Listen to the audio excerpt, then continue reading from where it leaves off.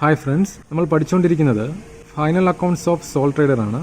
കഴിഞ്ഞ വീഡിയോയിൽ ഒരു ഫൈനൽ അക്കൗണ്ട് എങ്ങനെ പ്രിപ്പയർ ചെയ്യാം എന്നുള്ളത് നമ്മൾ പഠിച്ചു. ഈ വീഡിയോയിൽ നമ്മൾ പരിചയപ്പെടാൻ പോകുന്നത് അഡ്ജസ്റ്റിംഗ് എൻട്രീസിനെ കുറിച്ചാണ്. അഡ്ജസ്റ്റിംഗ് എൻട്രീസ് സാധാരണ ഫൈനൽ അക്കൗണ്ട് പ്രിപ്പയർ ചെയ്യുന്ന സമയത്ത് യഥാർത്ഥ പ്രോഫിറ്റ് കണ്ടെത്താൻ വേണ്ടിയിട്ട് ചെയ്യുന്ന എൻട്രികളാണ്, ജേണൽ എൻട്രികളാണ്. ഇതിൻ്റെ ഉപയോഗം എന്താണ്, ഇത് എന്തിനു വേണ്ടി ചെയ്യുന്നു, അതുകൂടാതെ ഒരു 5 അഡ്ജസ്റ്റിംഗ് എൻട്രീസും കൂടി നമ്മൾ ഈ വീഡിയോയിൽ പരിചയപ്പെടുന്നുണ്ട്. നമുക്ക് സ്റ്റാർട്ട് ചെയ്യാം. ഇവിടെ ഒന്നാമത്തെ പോയിന്റിൽ പറയുന്നത് trial balance contains usually only those items of expenses paid and income received during the period. ഇവിടെ പറയുന്നത് ഒരു ട്രയൽ ബാലൻസിൽ ഇൻകം അക്കൗണ്ട്സുകൾ ഉണ്ടാവും, അതേപോലെ തന്നെ എക്സ്പെൻസ് അക്കൗണ്ടുകൾ ഉണ്ടാവും. ഇൻകം അക്കൗണ്ട്സുകളുടെ ബാലൻസ്, അതായത് ഇൻകം അക്കൗണ്ട്സ് ഉദാഹരണമായിട്ട് പറയുമ്പോൾ sales, commission received, discount received, ഇതൊക്കെ ഇൻകം ആണ്. ഇതിൻ്റെയൊക്കെ ബാലൻസ് ആ വർഷം കിട്ടിയ ഇൻകത്തിൻ്റെ അടിസ്ഥാനത്തിലായിരിക്കും. ഓക്കെ, അതായത് ആ സ്ഥാപനത്തിന് ആ വർഷം സെയിലാണെങ്കിലും കമ്മീഷൻ ആണെങ്കിലും ഡിസ്കൗണ്ട് ആണെങ്കിലും അത് കിട്ടിയതിൻ്റെ അടിസ്ഥാനത്തിലായിരിക്കും, അതായത് റിസീവ് ചെയ്തതിൻ്റെ അടിസ്ഥാനത്തിലായിരിക്കും അക്കൗണ്ട്സുകൾ രേഖപ്പെടുത്തുന്നത്. അതിനനുസരിച്ചുള്ള ബാലൻസ് ആയിരിക്കും ഇൻകം അക്കൗണ്ട്സിൽ ഉണ്ടാവുക. അതേപോലെ തന്നെ എക്സ്പെൻസിൻ്റെ കേസ് എടുക്കുമ്പോൾ എക്സ്പെൻസുകൾ പേ ചെയ്തതിൻ്റെ അടിസ്ഥാനത്തിലുള്ള ബാലൻസ് ആയിരിക്കും എക്സ്പെൻസ് അക്കൗണ്ടുകളിൽ ഉണ്ടാവുക. അതായത് സാലറി പേ ചെയ്തു, വേജസ് പേ ചെയ്തു, പർച്ചേസ് ചെയ്തു, ഇതൊക്കെ എക്സ്പെൻസുകൾ പേ ചെയ്തതിൻ്റെ അടിസ്ഥാനത്തിലുള്ള ബാലൻസ് ആയിരിക്കും എക്സ്പെൻസ് അക്കൗണ്ടിലും ഉണ്ടാകുന്നത്. അതാണ് ഫസ്റ്റ് സെന്റൻസിൽ പറയുന്നത്. ഓക്കെ, ഒന്നാമത്തെ പോയിന്റിൽ പറഞ്ഞ കാര്യം നല്ല രീതിയിൽ മനസ്സിലാകണമെങ്കിൽ നമ്മൾ ട്രയൽ ബാലൻസിനെ കുറിച്ച് ഒരു വീഡിയോ ചെയ്തിട്ടുണ്ട്. അതിൻ്റെ ലിങ്ക് ഞാൻ ഡിസ്ക്രിപ്ഷനിൽ കൊടുത്തിട്ടുണ്ട്. ആ വീഡിയോ കണ്ടതിന് ശേഷം ഈ പറഞ്ഞ പോയിന്റിനെ കുറിച്ച് ചിന്തിക്കുകയാണെങ്കിൽ നിങ്ങൾക്ക് നല്ല രീതിയിൽ കാര്യങ്ങൾ മനസ്സിലാവും. ഓക്കെ, അടുത്ത പോയിന്റിൽ പറയുന്നത് but there will be certain items of outstanding and prepaid expenses and incomes and anticipated losses and some other special items which are to be adjusted on preparing final accounts. Next പോയിന്റിൽ പറയുന്നത് final account prepare ചെയ്യുന്ന സമയത്ത് നമ്മൾ കുറേ special items നമ്മൾ final അക്കൗണ്ട്സിൽ adjust ചെയ്യേണ്ടതുണ്ട്. അതായത് ഔട്ട്സ്റ്റാൻഡിങ് ആൻഡ് പ്രീപെയ്ഡ് എക്സ്പെൻസസ്, അതേപോലെ തന്നെ outstanding and prepaid incomes, anticipated losses, some other special items. ഇങ്ങനെ കുറച്ച് ഐറ്റംസ് നമ്മൾ ഫൈനൽ അക്കൗണ്ട് പ്രിപ്പയർ ചെയ്യുന്ന സമയത്ത് ഫൈനൽ അക്കൗണ്ടിൽ യഥാർത്ഥ ട്രൂ പ്രോഫിറ്റ് കണ്ടെത്താൻ വേണ്ടിയിട്ട് അഡ്ജസ്റ്റ് ചെയ്യേണ്ടി വരും. അതിനെക്കുറിച്ചാണ് നമ്മൾ ഇനി പറയാൻ പോകുന്നത്. ഓക്കെ, നെക്സ്റ്റ് പോയിന്റിൽ അത് തന്നെയാണ് പറയാൻ നോക്കാം.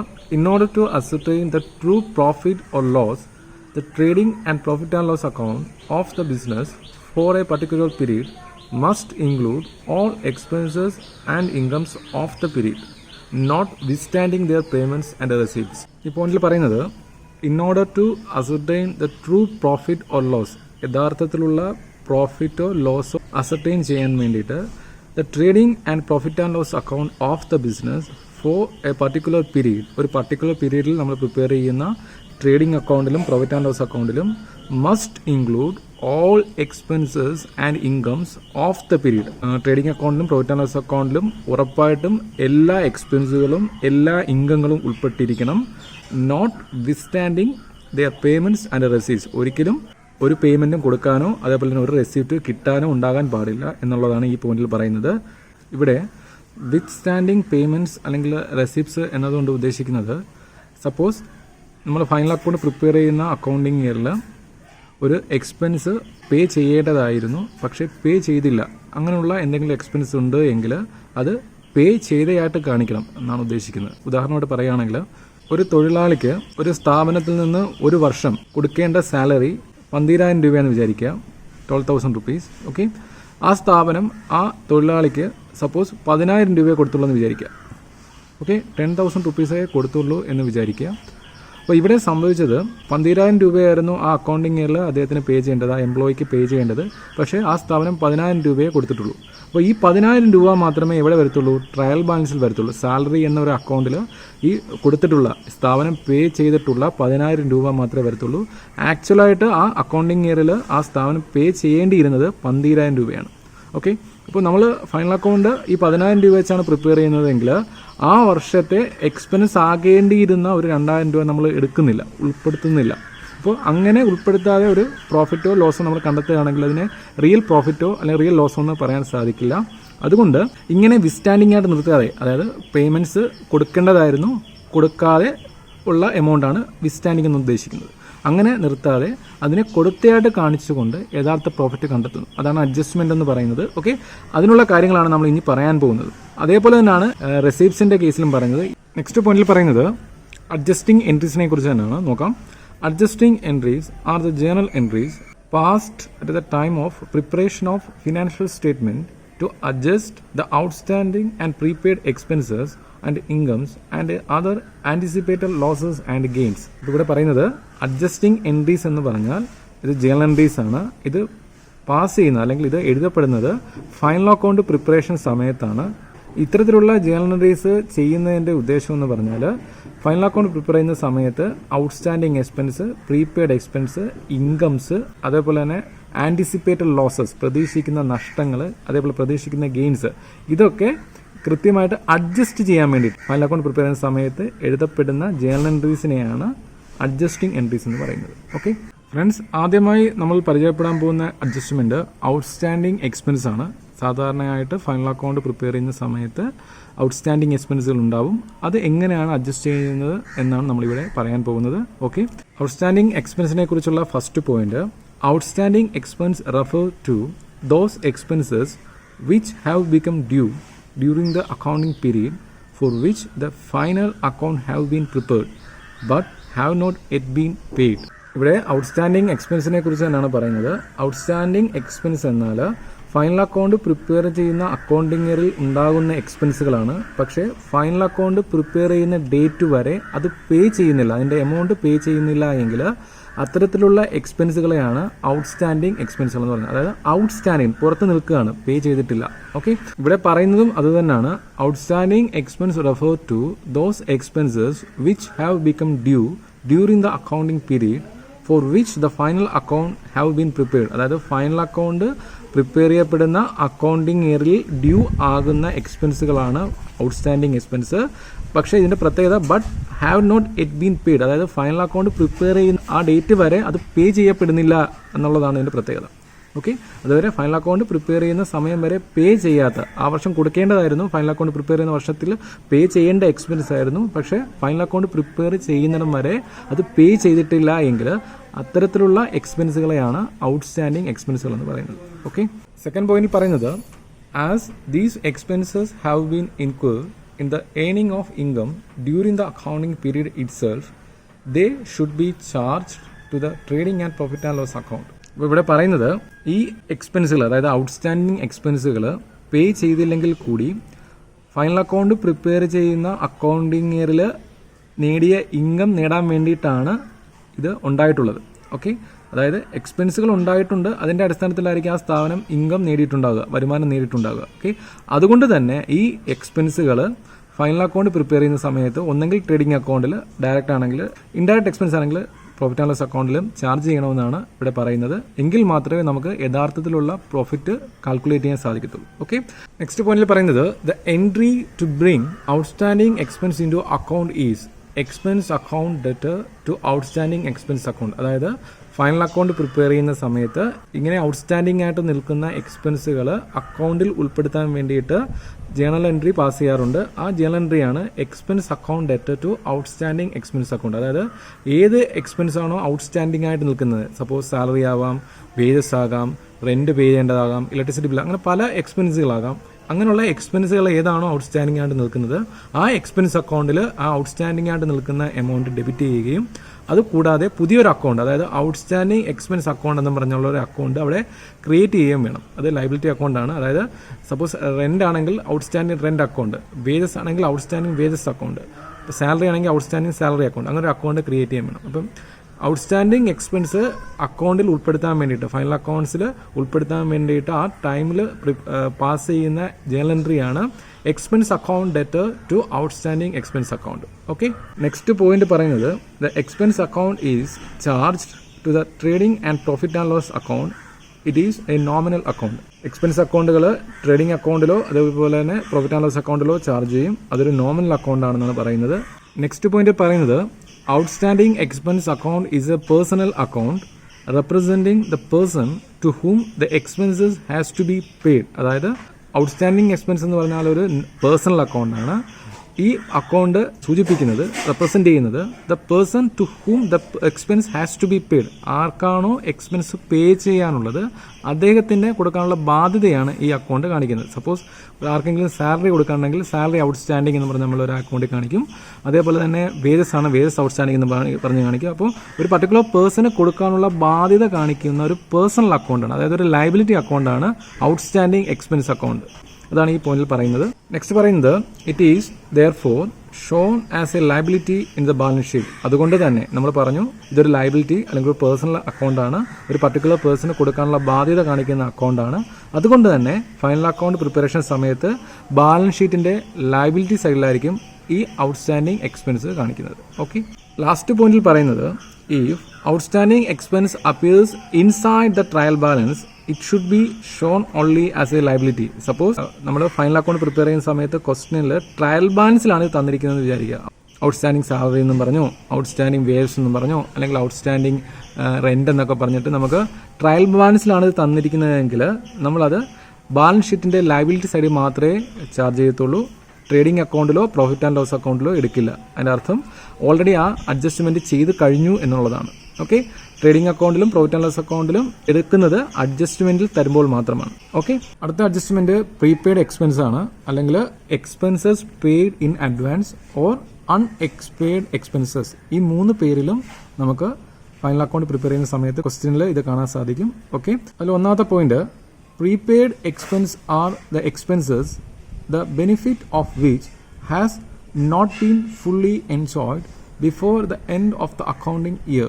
അതായത് ഇവിടെ പറയുന്നത് ഒരു അക്കൗണ്ടിങ് ഇയർ അവസാനിച്ചതിന് ശേഷവും ആ അക്കൗണ്ടിങ് ഇയറിൽ ചിലവാക്കിയിട്ടുള്ള ഒരു എക്സ്പെൻസിൻ്റെ ഗുണം നീണ്ടു നിൽക്കുന്നു എങ്കിൽ അത്തരത്തിലുള്ള എക്സ്പെൻസുകളെയാണ് പ്രീപെയ്ഡ് എക്സ്പെൻസുകൾ എന്ന് പറയുന്നത്. അതായത് the benefit of which has not been fully enjoyed before the end of the accounting year. അതായത് അക്കൗണ്ടിങ് ഇയർ അവസാനിക്കുന്നതിന് മുമ്പായിട്ട് ആ എക്സ്പെൻസിൻ്റെ ബെനിഫിറ്റ് പൂർണ്ണമായിട്ട് ഉപയോഗിക്കാൻ കഴിയുന്നില്ല എങ്കിൽ അത്തരത്തിലുള്ള എക്സ്പെൻസുകളാണ് പ്രീപെയ്ഡ് എക്സ്പെൻസുകൾ എന്ന് പറയുന്നത്. അതായത് ഇതിൻ്റെ ബെനിഫിറ്റ് പിന്നെയും തുടർന്നുള്ള വർഷങ്ങളിൽ ഉണ്ടാവും. അങ്ങനെയുള്ള എക്സ്പെൻസുകളെയാണ് പ്രീപെയ്ഡ് എക്സ്പെൻസുകൾ എന്ന് പറയുന്നത്. അടുത്ത പോയിന്റിലും അത് തന്നെയാണ് പറയുന്നത്. The benefits will be available in the subsequent years. തൊട്ടടുത്തുള്ള വർഷങ്ങളിലായിരിക്കും അതിൻ്റെ ബാലൻസ് ഉള്ള ബെനിഫിറ്റ് ആ സ്ഥാപനത്തിന് ലഭിക്കുക. ഓക്കെ, അത്തരത്തിലുള്ള എക്സ്പെൻസുകളെയാണ് പ്രീപെയ്ഡ് എക്സ്പെൻസുകൾ എന്ന് പറയുന്നത്. ഉദാഹരണമായിട്ട് പറയുകയാണെങ്കിൽ സാധാരണ കമ്പനികൾ ഇൻഷുറൻസ് എടുക്കാറുണ്ട്. സ്ഥാപനങ്ങൾ ഇൻഷുറൻസ് എടുക്കുന്നത് 1-2 വർഷത്തിന് വേണ്ടിയിട്ടായിരിക്കും. ഫൈനൽ അക്കൗണ്ട് പ്രിപ്പയർ ചെയ്യുന്ന വർഷത്തിൽ എടുക്കുന്ന ഒരു ഇൻഷുറൻസ് അതിൻ്റെ എഫക്റ്റ് ചിലപ്പോൾ 2-3 വർഷവും നീണ്ടു നിൽക്കും. ഓക്കെ, അപ്പോൾ എക്സ്പെൻസ് ഉണ്ടായത് ഫൈനൽ അക്കൗണ്ട് പ്രിപ്പയർ ചെയ്യുന്ന വർഷമായിരിക്കാം, പക്ഷേ അതിൻ്റെ ബെനിഫിറ്റ് തൊട്ടടുത്ത വർഷങ്ങളിൽ നീണ്ടു നിൽക്കുന്നു. ഇത്തരത്തിലുള്ള എക്സ്പെൻസുകളെയാണ് പ്രീപെയ്ഡ് എക്സ്പെൻസുകൾ എന്ന് പറയുന്നത്. നെക്സ്റ്റ് പോയിന്റിൽ പറയുന്നത് since such expenses are already paid they may form A part of trial balance. ഈ പോയിന്റിൽ പറയുന്നത് ഇങ്ങനെയുള്ള എക്സ്പെൻസുകൾ ഓൾറെഡി പേ ചെയ്തിരിക്കുന്നത് കൊണ്ട് തന്നെ ഇത് ട്രയൽ ബാലൻസിൻ്റെ പാർട്ടായിട്ട് ഉണ്ടായിരിക്കുമെന്നാണ് പറയുന്നത്. അതായത് ട്രയൽ ബാലൻസ് വെച്ചിട്ടായിരിക്കും നമ്മൾ ഫൈനൽ അക്കൗണ്ട് പ്രിപ്പയർ ചെയ്യുന്നത്. സപ്പോസ് ഇതേപോലെ പ്രീപെയ്ഡ് ആയിട്ട് പേ ചെയ്തിരിക്കുന്ന എക്സ്പെൻസുകളുടെ അക്കൗണ്ട്സ് നമ്മൾ എടുക്കുമ്പോൾ അതിൽ ആ പാർട്ട്, അതായത് മുൻകൂറായിട്ട് അടച്ചിരിക്കുന്ന എമൗണ്ട് കൂടി ചേർത്തിട്ടുള്ള ബാലൻസ് ആയിരിക്കും നമുക്ക് ട്രയൽ ബാലൻസ് നിന്ന് കിട്ടുന്നത് എന്നാണ് ഉദ്ദേശിക്കുന്നത്.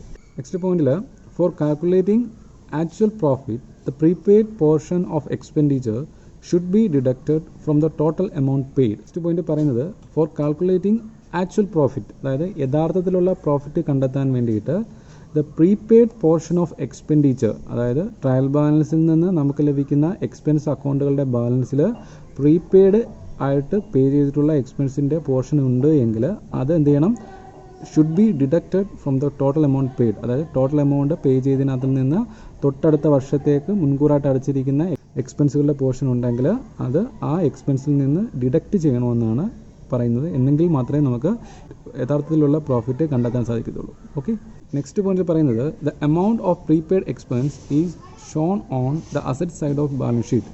അപ്പോൾ ഇങ്ങനെ മുൻകൂറായിട്ട് അടച്ച പോർഷൻ നമ്മൾ കണ്ടെത്തുകയാണെങ്കിൽ ആ പോർഷനെ ഫൈനൽ അക്കൗണ്ട് പ്രിപ്പയർ ചെയ്യുന്ന സമയത്ത് ബാലൻസ് ഷീറ്റിൻ്റെ അസറ്റ് സൈഡിൽ കാണിക്കുകയാണ് ചെയ്യുന്നത്. അതായത് മുൻകൂറായിട്ട് പൈസ അടച്ചിട്ടിരിക്കുകയാണ്, മുൻകൂറായിട്ട് ആ സ്ഥാപനത്തിൻ്റെ പൈസ വേറെ ആളുടെ കയ്യിൽ കൊടുത്തിട്ടിരിക്കുകയാണ്. ഓക്കെ, അതൊരു അസറ്റായിട്ടാണ് ഇതിനെ ട്രീറ്റ് ചെയ്യുന്നത്. ബാലൻസ് ഷീറ്റിൻ്റെ അസറ്റ് സൈഡിലായിരിക്കും പ്രീപെയ്ഡ് എക്സ്പെൻസ് കാണിക്കുന്നത്. ഓക്കെ, നെക്സ്റ്റ് എൻ്റെ ജേണൽ എൻട്രി ആണ്. അപ്പോൾ എൻ്റെ ജേണൽ എൻട്രി ആയിട്ട് വരുന്നത് prepaid expense account debtor to expense account prepaid expense account debtor to expense account എന്നാണ് അതിൻ്റെ journal entry. Okay, next point പറയുന്നത് if a prepaid expense appears inside the trial balance it should be shown only as an asset. അതായത് ക്വസ്റ്റ്യനിൽ trial ബാലൻസിലാണ് നമുക്ക് prepaid expense തന്നിരിക്കുന്നതെങ്കിൽ അത് balance ഷീറ്റിൻ്റെ asset സൈഡിൽ മാത്രം എടുത്താൽ മതി എന്നാണ് ഈ ഒരു പോയിന്റിൽ പറയുന്നത്. അതായത് റെൻറ്റ് പ്രീപെയ്ഡ്, ഇൻഷുറൻസ് പ്രീപെയ്ഡ്, ഇതൊക്കെ ആയിരിക്കും പ്രീപെയ്ഡ് എക്സ്പെൻസ് ആയിട്ട് സാധാരണ വരുന്നത്. ഇങ്ങനെയുള്ളൊരു ഐറ്റം ട്രയൽ ബാലൻസിലാണ് കിടക്കുന്നത് എങ്കിൽ അത് നമ്മൾ ബാലൻസ് ഷീറ്റിൻ്റെ അസറ്റ് സൈഡിൽ മാത്രം എഴുതി കാണിച്ചാൽ മതിയാവും. ഓക്കെ, അഡ്ജസ്റ്റ്മെൻറ്റ് തരുമ്പോൾ മാത്രമാണ് നമ്മൾ കൺസേൺഡ് എക്സ്പെൻസിൽ നിന്ന് അത് മൈനസ് ചെയ്യേണ്ടതും ബാലൻസ് ഷീറ്റിൻ്റെ അസറ്റ് സൈഡിലും കാണിക്കേണ്ടത്. ഓക്കെ, അടുത്ത adjustment income earned but not received or outstanding income or accrued income. Okay, ഈ 3 പേരിലും ഇത് നമുക്ക് ക്വസ്റ്റ്യനിൽ കാണാൻ സാധിക്കും. നമ്മൾ ആദ്യം പഠിച്ച ഔട്ട്സ്റ്റാൻഡിങ് എക്സ്പെൻസുമായിട്ട് താരതമ്യമുള്ള ഒരു അഡ്ജസ്റ്റ്മെൻറ്റാണിത്. അവിടെ ഔട്ട്സ്റ്റാൻഡിങ് എക്സ്പെൻസ് പറഞ്ഞപ്പോൾ ഇവിടെ ഔട്ട്സ്റ്റാൻഡിങ് ഇൻകമാണ്. ഓക്കെ, അതായത് ഒരു സ്ഥാപനം അതിൻ്റെ ഫൈനൽ അക്കൗണ്ട് പ്രിപ്പയർ ചെയ്യുന്ന ആ വർഷത്തിൽ കിട്ടേണ്ടിയിരുന്ന ഇൻകം ഫൈനൽ അക്കൗണ്ട് പ്രിപ്പയർ ചെയ്യുന്നിടം വരെ ആ ഡേറ്റ് വരെ കിട്ടിയിട്ടില്ല എങ്കിൽ, സപ്പോസ് അക്രൂഡ് ആയിട്ടുണ്ട് അല്ലെങ്കിൽ അതായിട്ടുണ്ട്, അവർക്ക് റിസീവ് ചെയ്യാൻ സാധിച്ചിട്ടില്ല എങ്കിൽ അത്തരത്തിലുള്ള ഇൻകത്തിനെയാണ് ഔട്ട്സ്റ്റാൻഡിങ് ഇൻകം അല്ലെങ്കിൽ income earn but not received അല്ലെങ്കിൽ അക്രൂഡ് ഇൻകം. ഈ 3 പേരിലും ഇത് അറിയപ്പെടും. ഓക്കെ, ഇതിൽ ഒന്നാമത്തെ പോയിന്റ് പറയുന്നത് നോക്കുക. It may often happen that certain items of income such as interest on investment, commission, etc. are earned during the current accounting year but have not been actually received by the end of the same year.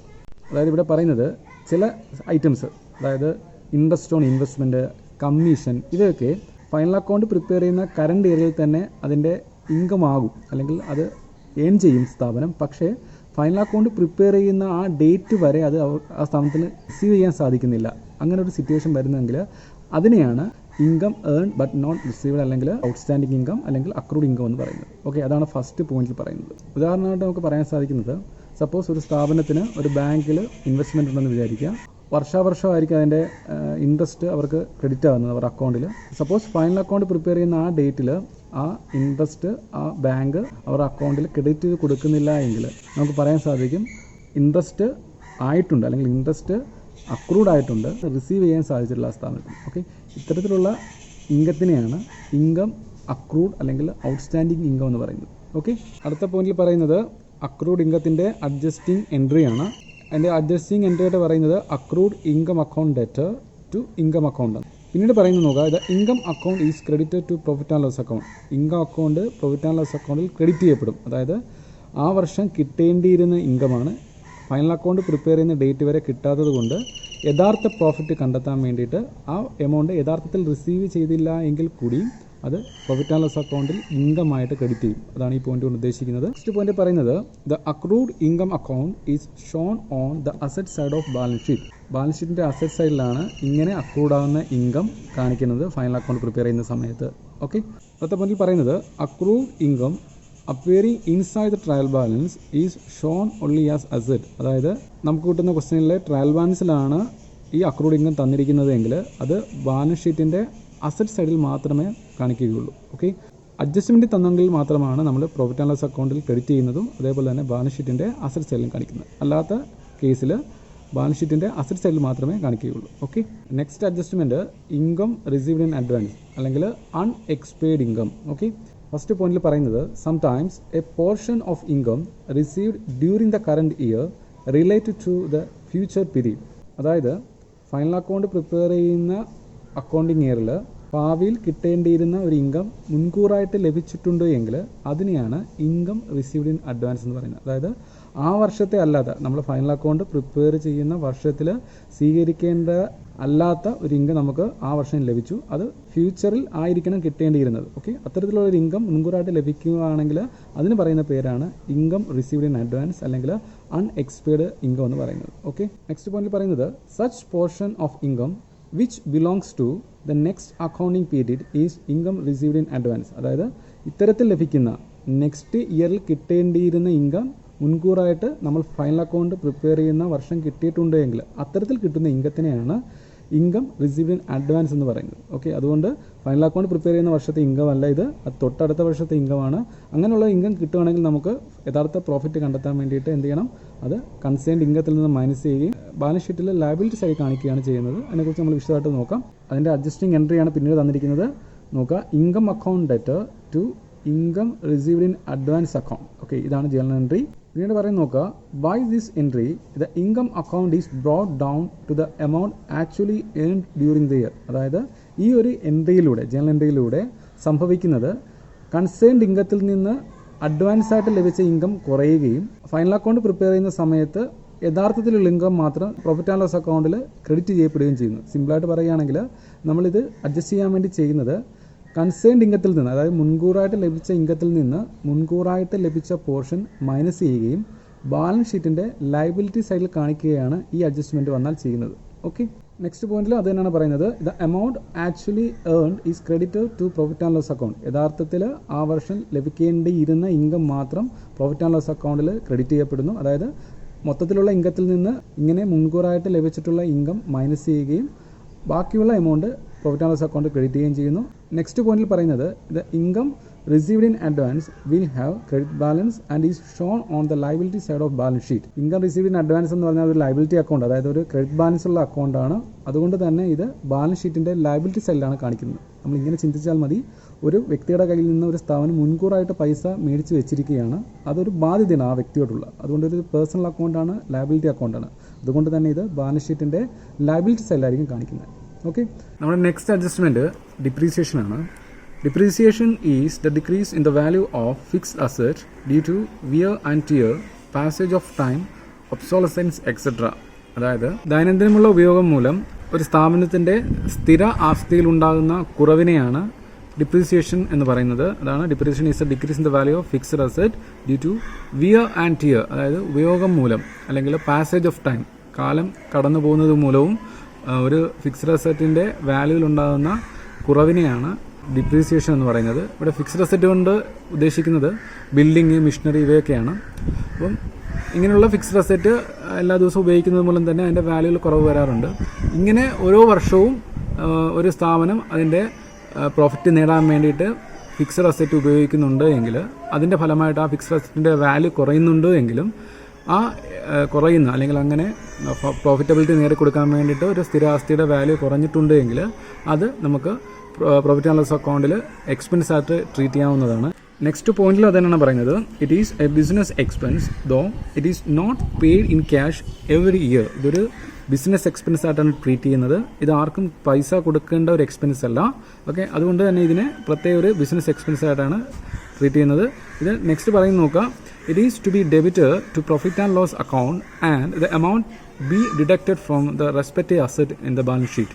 ഈ പോയിന്റിൽ പറയുന്നത് it is to be debited to profit and loss account. ഇത് സാധാരണ profit and loss അക്കൗണ്ടിൽ ഇങ്ങനെ fixed അസറ്റിൻ്റെ വാല്യൂയിൽ ഉണ്ടാകുന്ന ആ കുറവ് ഡെബിറ്റ് ചെയ്യും, ആ എമൗണ്ട്. പിന്നെ ഇത് ചെയ്യുന്നത് and the amount be deducted from the respective asset in the balance sheet. അതുപോലെ തന്നെ ഏത് അസറ്റാണോ തേയ്മാനം സംഭവിച്ചത്, അതിൻ്റെ വാല്യൂ എത്രയാണോ അത്രയും എമൗണ്ട് ബാലൻസ് ഷീറ്റ് പ്രിപ്പയർ ചെയ്യുന്ന സമയത്ത് അസറ്റ് സൈഡിൽ ആ അസറ്റിൽ കൺസേൺഡ് അസറ്റിൽ നിന്ന് മൈനസ് ചെയ്യുകയാണ് സാധാരണയുള്ള ട്രീറ്റ്മെൻറ്റ്. ഓക്കെ, പിന്നെ പറയുന്നത് if depreciation is given in the trial balance, it is taken only on the debit side of profit and loss account as its adjustments is over. Depreciation എന്നൊരു item trial ബാലൻസിലാണ് തരുന്നതെങ്കിൽ profit and loss അക്കൗണ്ടിൽ debit ചെയ്താൽ മാത്രം മതി. അതിനെ ഒരു expense ആയിട്ട് മാത്രം ട്രീറ്റ് ചെയ്താൽ മതി. കൺസേൺഡ് അസറ്റിൽ നിന്ന് ആ ഡിപ്രീസിയേഷൻ എമൗണ്ട് കുറയ്ക്കേണ്ട കാര്യമില്ല. ഓക്കെ, ഇവിടെ നമ്മൾ അസ്യൂം ചെയ്യുന്നത് as it's adjustment is over. അതായത് ആ അഡ്ജസ്റ്റ്മെൻറ്റ് നമ്മൾ ചെയ്യുന്നത് ഓൾറെഡി അവർ ചെയ്ത് കഴിഞ്ഞു. അത് കഴിഞ്ഞിട്ടുള്ള എമൗണ്ടാണ് നമുക്ക് തന്നിരിക്കുന്ന ആ ഡിപ്രീസിയേഷൻ്റെ അക്കൗണ്ടിൻ്റെ എമൗണ്ട്. അത് just profit and loss account debit ചെയ്താൽ മാത്രം മതി എന്നാണ് ഈ ഒരു പോയിന്റിൽ പറയുന്നത്. അടുത്തത് നമുക്ക് അഡ്ജസ്റ്റ് എൻട്രിയാണ് അതിൻ്റെ തന്നിരിക്കുന്നത്. Depreciation account debtor to concerned asset എന്നാണ് അതിൻ്റെ ജേണൽ എൻട്രി വരുന്നത്. അതായത് ഡിപ്രീസിയേഷൻ സംഭവിക്കുന്ന എമൗണ്ട് ഡെബിറ്റ് ചെയ്യും. കൺസേൺഡ് അസറ്റ് ആണെങ്കിൽ സപ്പോസ് ബിൽഡിംഗ് ആണെങ്കിൽ ബിൽഡിംഗ് അക്കൗണ്ട് ക്രെഡിറ്റ് ചെയ്യും, മിഷനറി ആണെങ്കിൽ മിഷനറി അക്കൗണ്ട് ക്രെഡിറ്റ് ചെയ്യും. അങ്ങനെ ഏത് അസറ്റാണോ ഡിക്രീസ് ചെയ്യുന്നത് ആ അസറ്റിന് ക്രെഡിറ്റ് സൈഡിൽ എഴുതിയാണ് അതിൻ്റെ ജേണൽ എൻട്രി എഴുതുന്നത്. ഓക്കെ ഫ്രണ്ട്സ്, നമ്മളിപ്പോൾ ആദ്യത്തെ 5 അഡ്ജസ്റ്റ്മെൻറ്റിനെ കുറിച്ചുള്ള കാര്യങ്ങൾ പറഞ്ഞു കഴിഞ്ഞു. ഇനി ഈ 5 അഡ്ജസ്റ്റ്മെൻറ്റ്സ് ഉപയോഗിച്ച് ഉള്ള ഒരു ഫൈനൽ അക്കൗണ്ട് എങ്ങനെ പ്രിപ്പയർ ചെയ്യാം എന്നുള്ളതാണ് നമ്മൾ അടുത്ത വീഡിയോയിൽ ചെയ്യാൻ പോകുന്നത്. Okay, keep watching. Happy learning. Thank you.